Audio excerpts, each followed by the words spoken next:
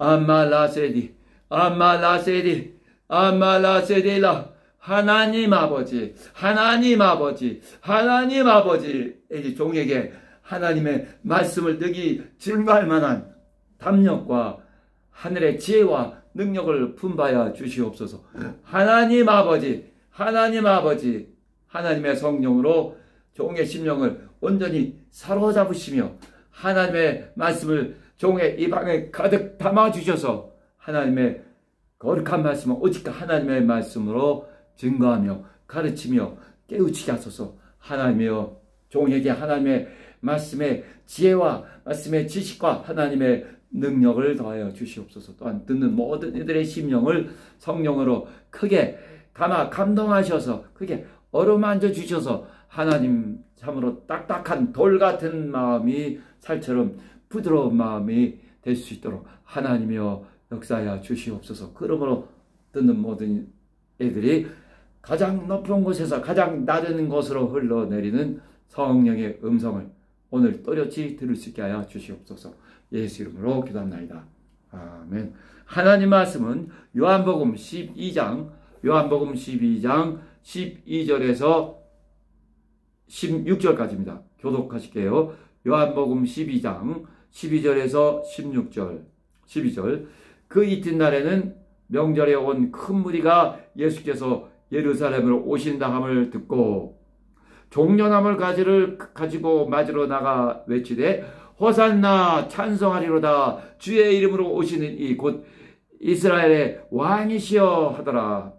예수는 한 어린 아기를 만나서 타시니 이는 기록된 바 쉬었다라 두려워 말라 보라 너의 왕이 나귀 새끼를 타고 오신다 함과 같더라. 제자들은 처음에 이 일을 깨닫지 못하였다가 예수께서 영광을 얻으신 후에야 이것이 예수께 대하여 기록된 것임과 사람들이 예수께 이같이 한 것인 줄 생각났더라.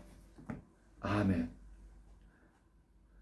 하나님은 하나님의 아들 곧 예수 그리스도를 보내신 분입니다.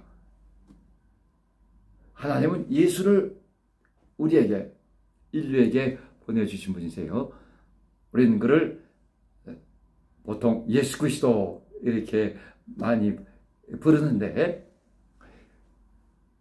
예수는 하나님 아들의 이름이고 또는 성삼위 하나님의 이름이고 그리스도는 무엇인가 그럼 그리스도는 직분의 명칭을 말하는 것입니다. 그리스도는 기름 부음을 받은 자라는 뜻이에요. 기름 부음을 받은 자. 그래서 주 또는 구주라는 뜻입니다. 그리스도라는 말은 하나님 아들의 사역에 초점을 맞춘 말입니다. 하나님 아들이 이 땅에 오셔서 어떤 일을 하셨냐면 우선 그는 아브라함의 후손 다윗의 자손 아브라함의 후손이자 다윗 왕가에서 나신 분으로서 왕으로 오셨습니다. 왕으로. 그리스도는 그 사역에 초점을 맞춘 말인데 하나님 아들이 이 땅에서 하신 사역은 첫째 왕으로 오셨습니다. 왕으로 오셨으며 또 선지자 하나님의 오랜 비밀 감추었던 창세 이후 감추어있던 하나님의 깊은 뜻과 비밀을 밝히 드러내신 분이세요. 그래서 하나님의 뜻을 또 계획을 알리신 분이시기 때문에 하나님의 계시를 받아서 이제 이스라엘에게 또는 인류에게 전해주신 분이므로 그는 선지자이시기도 합니다. 또 하나님과 사람 사이를 중보하시는 중보자 곧 제사장 대제사장의 역할을 하셨습니다. 그럼 이제 하나하나 근데 일단 왕으로 오셨어요. 왕으로 우리 마태복음 1장 1장에 제일 처음에 이제 예수 그리스도의 세계, 그 족보 전체가 아니라 그 예수 그리스도께서 관계된 그 한 길을 말씀하시는 거죠.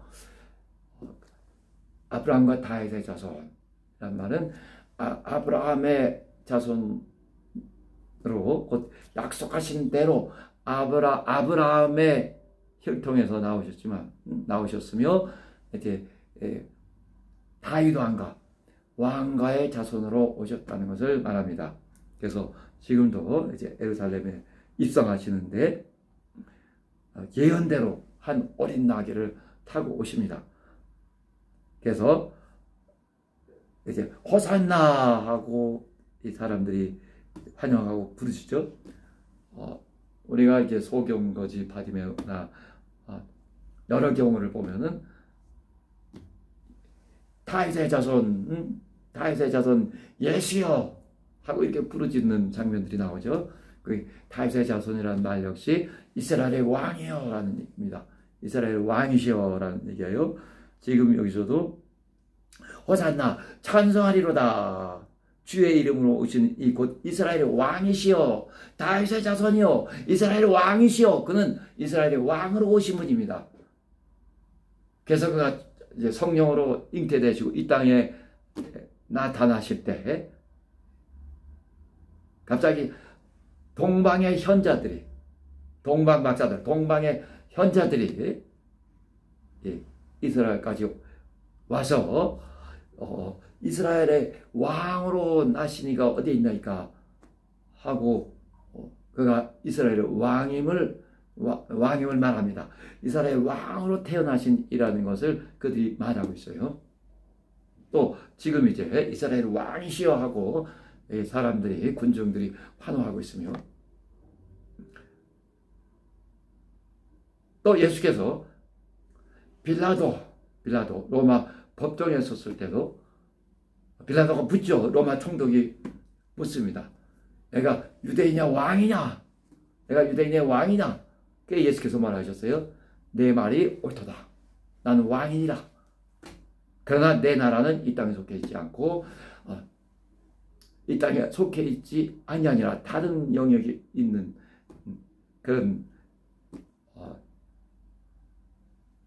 영역이니라. 다른 이 땅의 영역에 속하지 않은 다른 차원에 속해 있다는 것을 말하셨어요.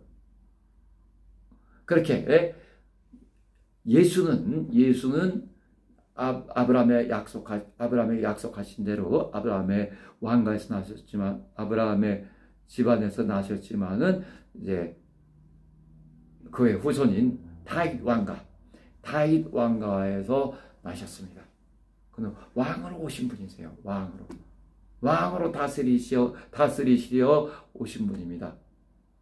그러나 한 시대에 어떤 지역을 다스리던 인간의 왕처럼 그런 왕이 아니라, 그는 사실 이스라엘의 왕으로 오셨지만은 이스라엘이라는 그런 좁은 영토를 다스리는 왕으로 오신 것이 아니라, 또는 한 시대를 한 40년, 또 길면 50년, 60년 이렇게 다스리는 그런 한계가 있는 왕으로 오신 것이 아니라, 물론 이스라엘 왕으로 오셨다라는 것도 맞는 말이지만 정말 인류의 왕으로 오신 분입니다.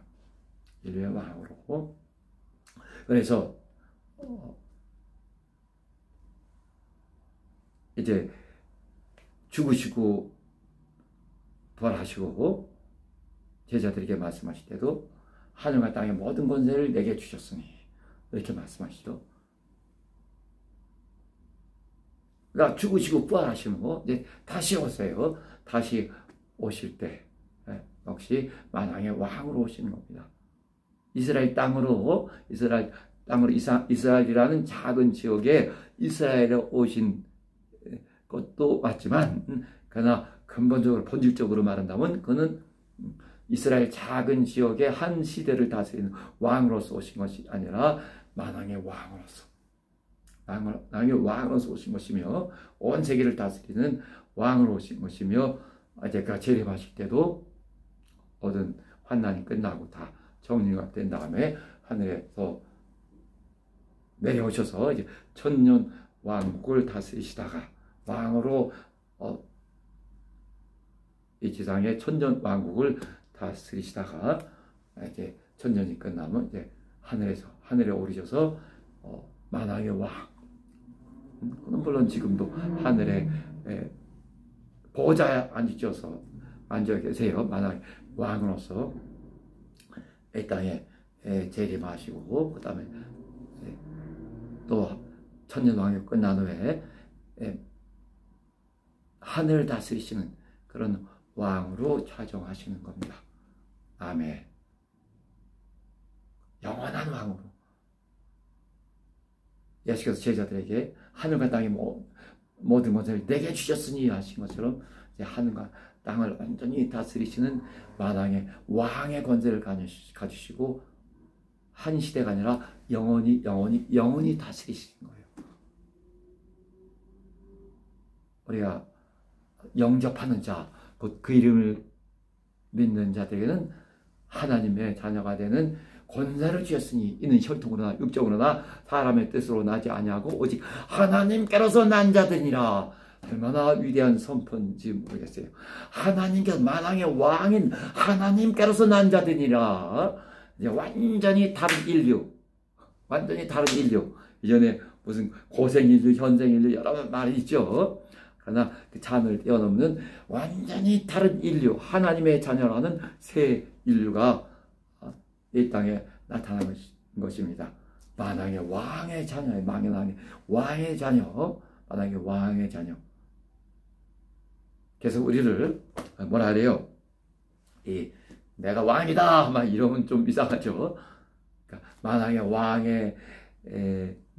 왕의 내 영혼이 만왕의 왕의 아들이요 딸, 곧 만왕의 왕의 자녀인데 또 우리가 이따 더 잘 설명드리겠지만 이제 또 제사장이란 말이죠. 그래서 왕 같은 제사장이라 이렇게 직접적으로 말하면 그런 우리는 왕의 자녀인 작은 왕인 제사장들이죠. 하나님은 만왕의 왕이지만은 우리는 그의 자녀들. 그래서 왕 같은 왕인 제사장입니다. 그런 어마어마한 권세를 받으신 거예요, 여러분. 예? 어마어마한 권세를. 그래서 제가 이전에도 그랬지만 요즘에도 자꾸 여러 목사님들, 사실은 신학교 학생들한테 그랬어요. 여러 목사님들 이제 비숍들에게도 똑같이 말하는 겁니다. 생각을 깊이 하지 않으면, 여러분 생각을 깊이 하지 못하면 당연히 믿음을 제대로 가질 수 없어요. 또 큰 믿음을 가질 수가 없습니다. 왜? 하나님의 뜻을 좀 알고 하나님의 그 뜻과 계획, 영원 전부터 정하신 그런 하나님의 행보를 좀 알고 그러고 신앙생활 해야지 제대로 된 신앙생활 할 수 있거든요. 그래서 생각을 깊게 하지 못하면은, 또 정상적으로 하지 못하면은 신앙생활을 제대로 가질 수가 없어요. 그래서 우리 바깥에 안 믿는 사람 다 보세요. 뭐 예수가 밥 먹여주냐? 그러니까 밥 먹여주는 그 차원밖에 생각을 못한단 말이죠. 밥 먹여주는 그 차원밖에. 너 이렇게 광신적이냐? 가정 평화가 먼저지 하고, 제 동생도 항상 가면 가족이 제일이야, 가족이 제일이라는 건 누가 모르나요? 이 세상에서 자기 가족이 제일 중요하다는 거 누가 모르는 사람이 어디 한 사람이라도 있어요?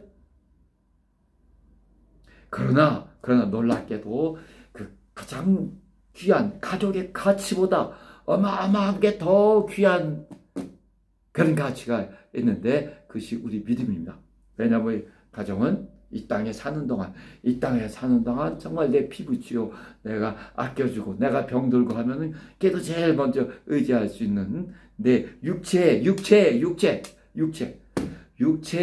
그런 살붙일 뿐이죠. 그러나 어느 한 사람이 세상을 떠나면 완전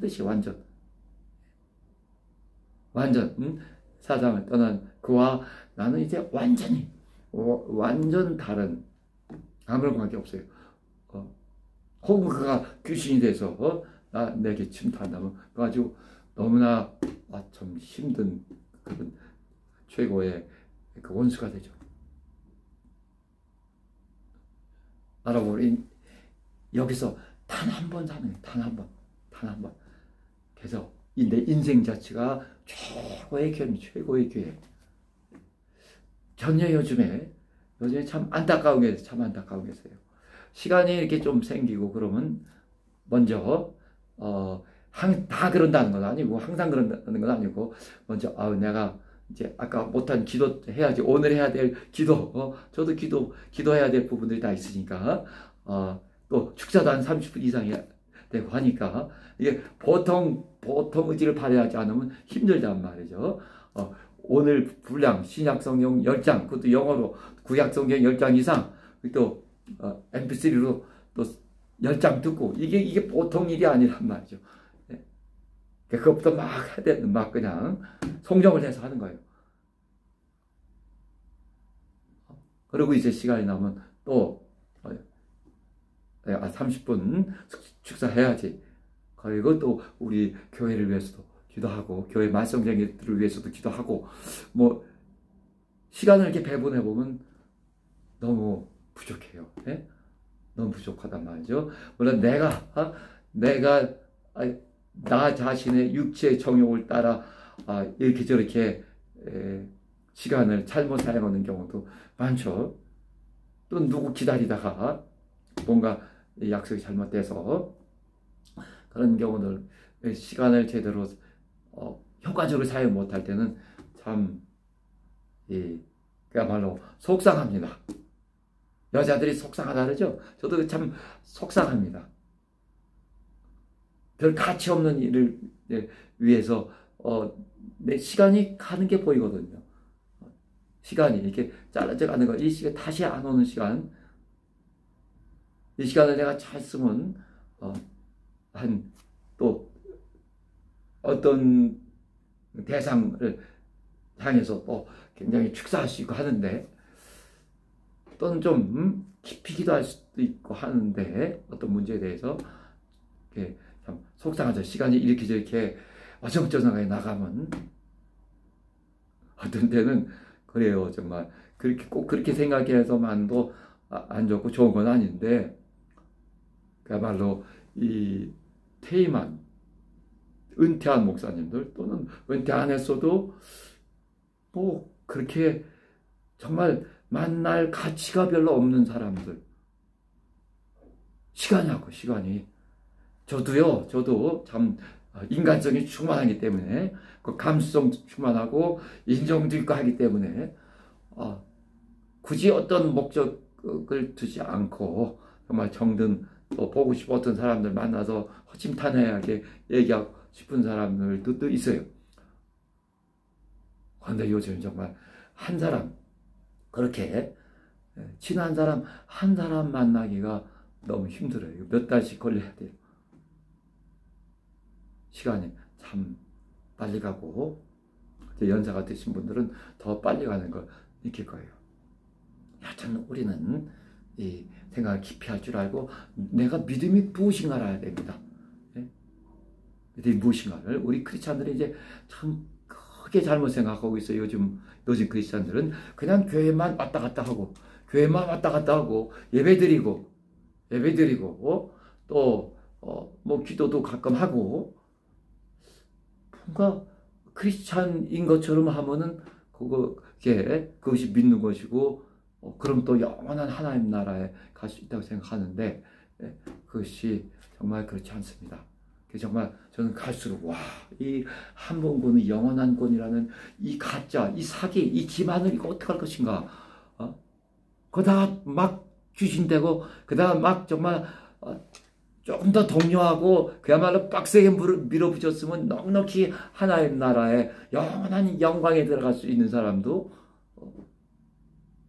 그냥 이렇게 너무 느슨해지고 긴장이 다 풀려서 그러다가 갑자기 타락하는 경우도 있지만, 오히려 그런 경우보다 보이지가 않는 가운데 서서히 다른 사람 보기에는 갑자기죠. 그러나 본인도 알게 서서히 또는 본인이 모르더라도 모르는 사이에 서서히 그렇게 타락하거든요.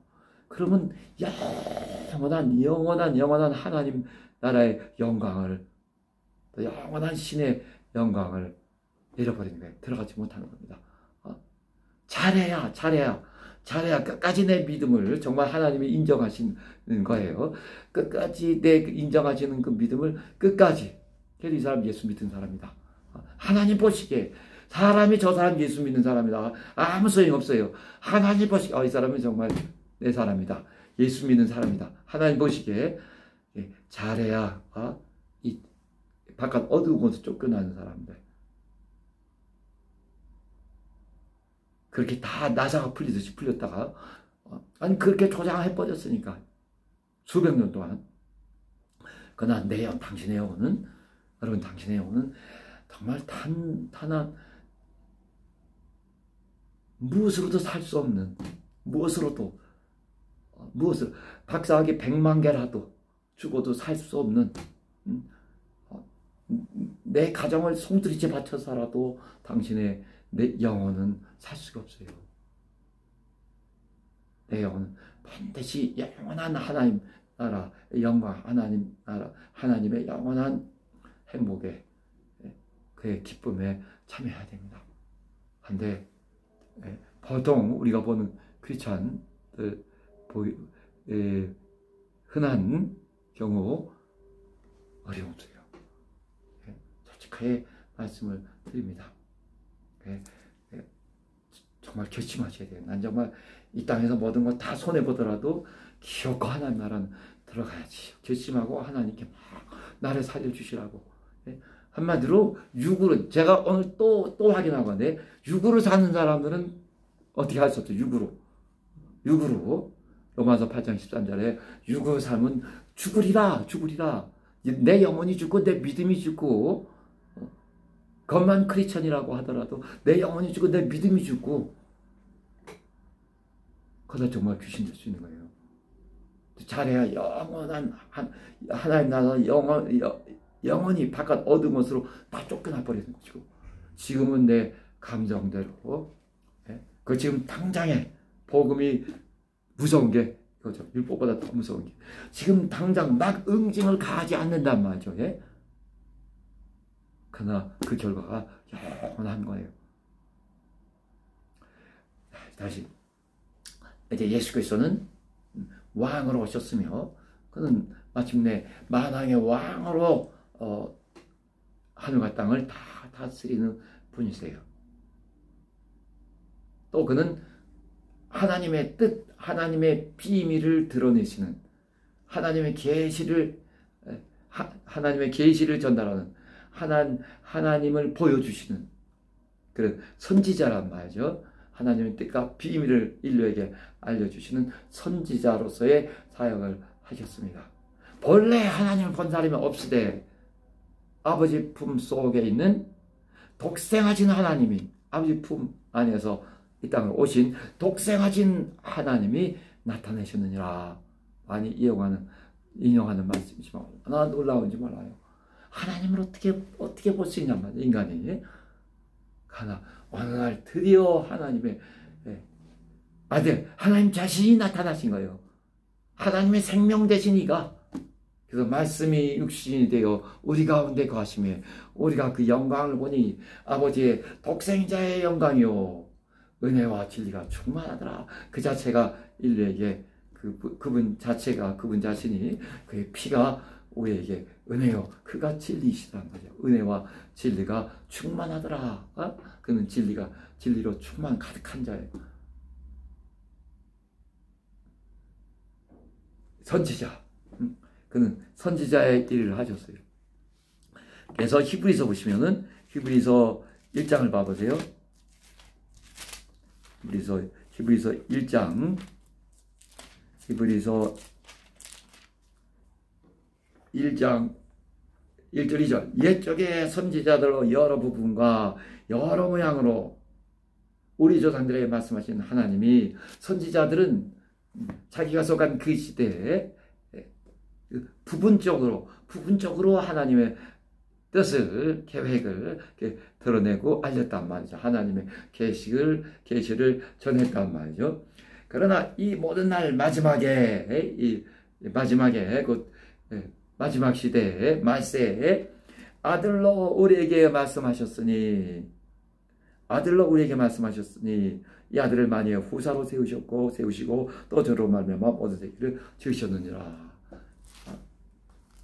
이렇게 이 모든 날 마지막에 아들로 우리에게 말씀하셨으니, 드디어 말씀이 육신이 되어 우리 가운데 거하심에 하신 것처럼, 또 본래 하나님 본 사람은 없으되 독생하신 하나님이 나타내셨느니라. 그 하나님이 이전에 정말 깜깜하게 감춰져 있었던, 오랜 역사 동안 감춰져 있었던 인류의 비밀을, 이 세계의 비밀을, 우주와 만유의 비밀을 막 드러내기 시작한 겁니다. 아주 대낮에 이 땡볕이 쨍쨍 내리쬐듯이. 그래서 저는 참 마태복음 13절에 그 말씀을 들으면 읽을 때마다 참 놀랍고 새롭고 감사하고 기뻐요. 예? 왜냐하면 마태복음 13장 34, 35절 예수께서 이 모든 것을 무리에게 비유로 말씀하시고, 비유가 아니면 아무것도 말씀하지 아니하셨으니 이는 선지자로 말씀하신 바, 내가 입을 열어 비유로 말하고, 그러니까 정말 바리새인 이들 알아듣지 못하게 내가 입을 열어 비유로 말하고 창세부터 감추인 것들을 드러내리라.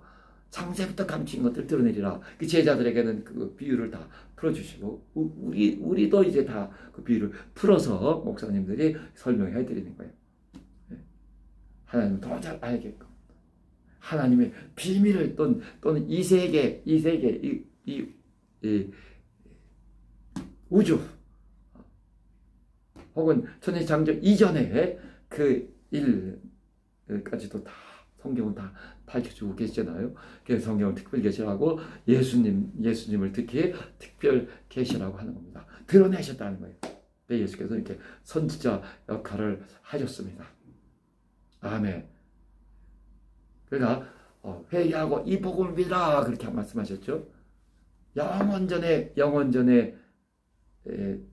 작정하신 그 하나님의 뜻, 하나님의 경륜, 하나님의 작정, 하나님의 비밀을 막 드러내시고 가르치시고 깨우치시고.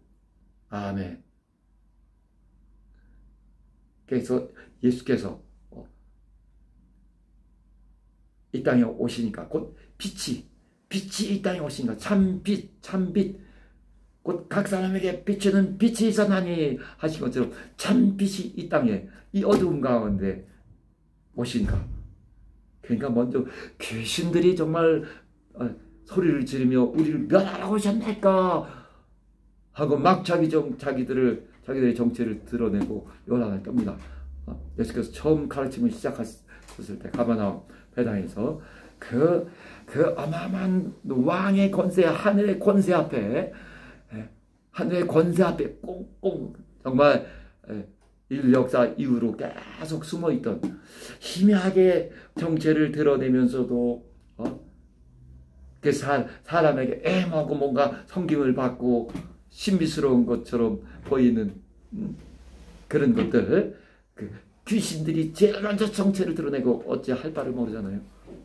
그런데 놀랍게도 여러분, 사도시대 이후 이제 귀신의 정체는 완전히 이제 사라졌습니다. 귀신의 정체는 완전히 다시 비밀에 꽁꽁 숨어 버렸어요. 꼭꼭 숨어 하신 것처럼 그걸 베레아가 드러내면 아주 거침없이 드러냈는데, 놀랍게도 좀 무서운 역사죠.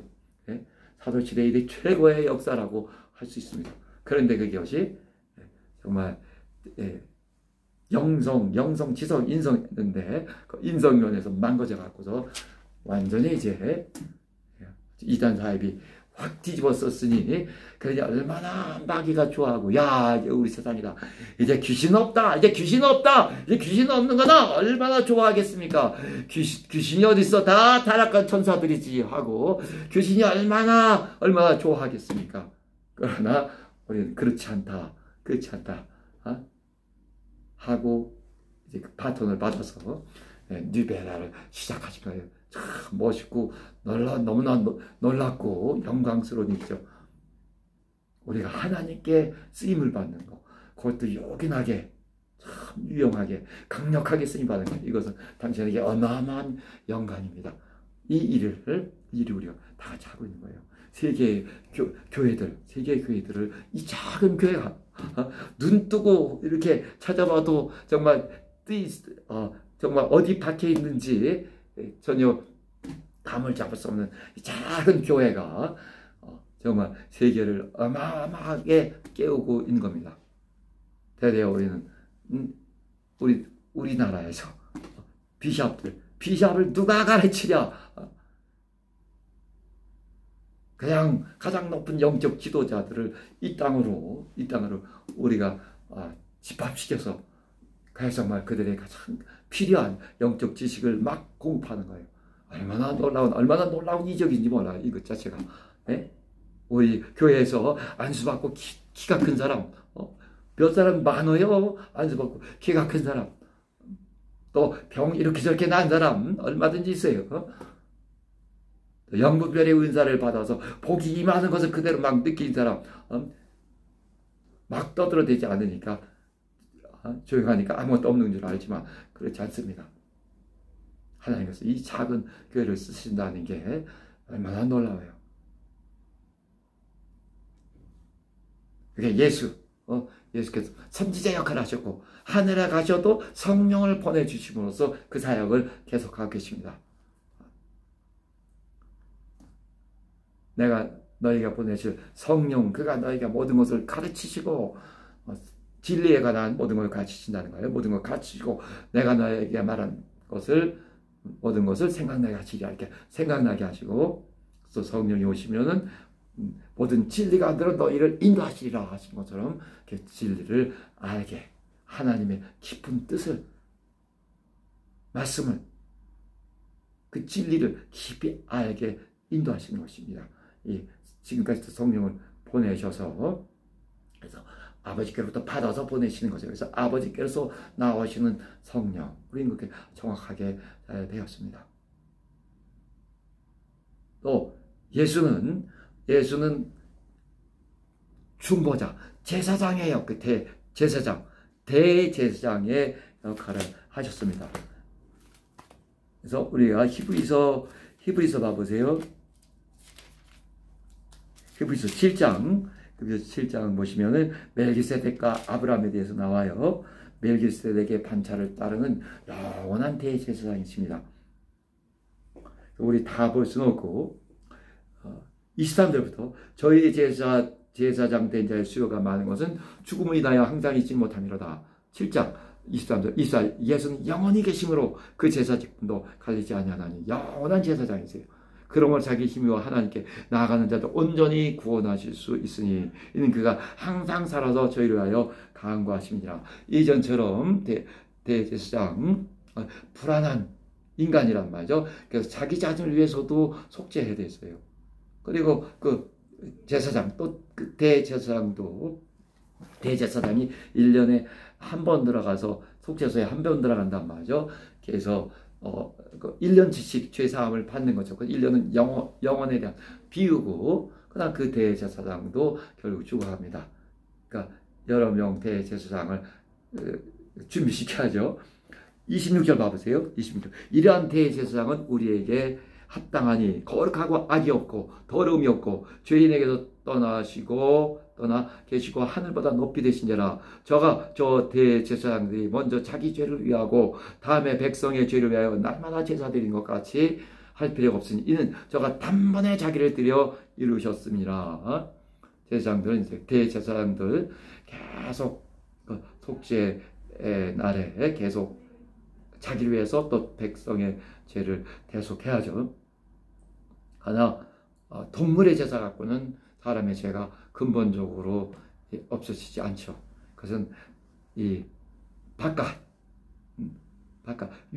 육체의 그런 예법이 될 뿐이었습니다. 28절 율법은 약점을 가진 사람들을 제사장으로 세웠거니와 율법에 하신 맹세의 말씀은 영원히 언젠가 되신 아들을 세우셨느니라. 그 예수는 자기 자신이 영원한 속죄물, 완전하고 영원한 속죄물, 단번에 드려진 영원한 속죄물. 그러나 짐승의 피가 사람의 죄를 온전히 없이 하지 못하니까 대제사장들이 해마다 드려야 되잖아요. 결국 그래도 그 짐승의 피가 사람의 죄를 속할 수가 없습니다. 해마다 드려야 됐고, 그러나 예수께서는 해마다 드릴 것이 없이 단번에 완전한 제사를 드리셨어요. 자기 자신이 온전한 예물이 되신 거죠. 영원한 제물이 되신 것입니다. 그리고 예수 자신이 영원한 대제사장이 되셔서 이제 하나님 우편에서 우리를 대언하시고, 요한일서 2장 1절처럼 또 이제 로마서 8장에서처럼 그는 우리를 위해서 대언하실 뿐만 아니라 중보하십니다. 중보. 대제사장은 하나님과 인류 사이에, 인간 사이에 중보자인데, 지금도 그렇게 중보 기도를 해주시는 거죠. 하나님 뜻을 따라. 그래서 예수는 이렇게 예수 그리스도의 삼중직에 대해서 말씀드린 거예요. 그리스도는 왕이요, 선지자요, 대제사장의 역할을 하러 오신 그분이십니다.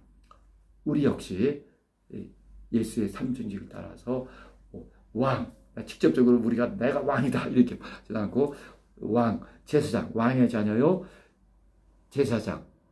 이제 하나님을 내가 제사장으로서 섬기며, 그래서 우리는 가톨릭의 하나님과 예수 그리스도 외에 하나님과 나 사이 또 다른 제사장을 그것을 인정하지 않죠.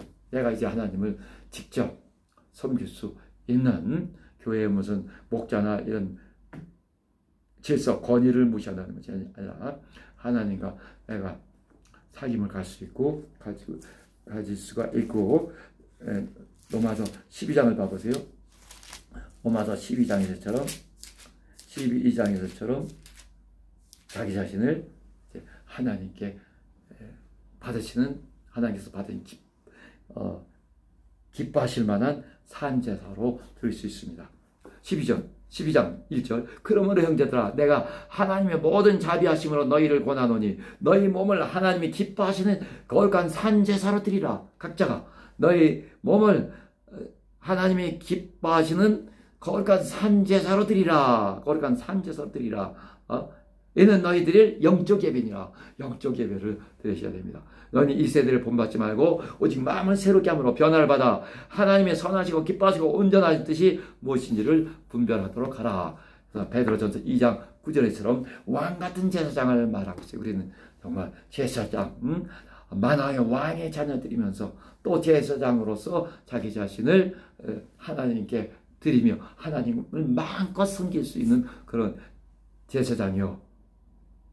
그래서 만인 제사장이라는 말을 루터가 했어요. 루터 시대 때부터 만인 제사장, 모두가 하나님 앞에 제사장이란 말이죠. 모두가 얼마나 놀라운 권리인지 몰라요. 구약 때는 꿈도 꾸지 못했어요. 신약에 와서는 이제 모두가 하나님 앞에 나아가며 하나님을 섬길 수 있고 하나님께 자기 자신을 드릴 수 있는 영적 예배를 드릴 수 있습니다. 또 모두가 만인 선지자라는 말은 많이 쓴 적이 없는 것 같아요. 그러나 만인 제사장처럼 만인 선지자입니다. 만인 선지자. 우리는 이전 천지자 집사가 이미 다 끝났지만 이제 우리는 새로운 시대입니다. 예수 부활의 증인 시대예요. 오직 성령 받은 사람들만이 공인으로서 이렇게 할 수 있는 겁니다. 공인으로서. 그래서 내 공인으로서의 이 과업, 이 업무에 대해서는 용서가 없어요. 예, 성령 받은 그 직습부터 나는 공인으로서 대통령, 국무총리, 무슨 장관 이런 사람처럼 우리 한동훈 법무장관 뭐 이런 말 많이 듣죠. 장관으로서 무슨 일을 한다 하신 것처럼 대통령으로서 우리는 예수 안의 증인으로서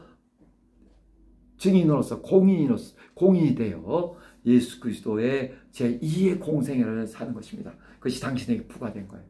인류의 오랜 역사 가운데 오직 당신만이. 그래서 당신과 나는 누가 더 정말 누가 강력한 예수 그리스도의 부활의 증인이 되느냐. 우리 신앙생활하는 그 생활 자체는 또 하나님께 거룩한 영적 예배로 드리고 내 생활이 하나님께 상달되도록 그렇게 거룩한 영적 예배를 드려보세요. 내 생활이.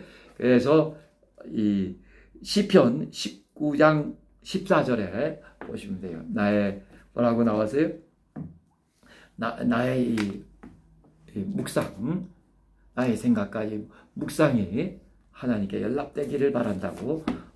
우리는 정말 이런 내 생활을 상달시키는 그런 거룩한 영적 예배 드리는 왕 같은 제사장이 될 것이며, 또 이제 바깥으로 나가서는 강력한 예수 부활의 증인이 되어야 돼요. 이 결과가 여러분 정말 실제적이어야 돼요. 이 결과가 당신의 영혼을 좌우하는 겁니다.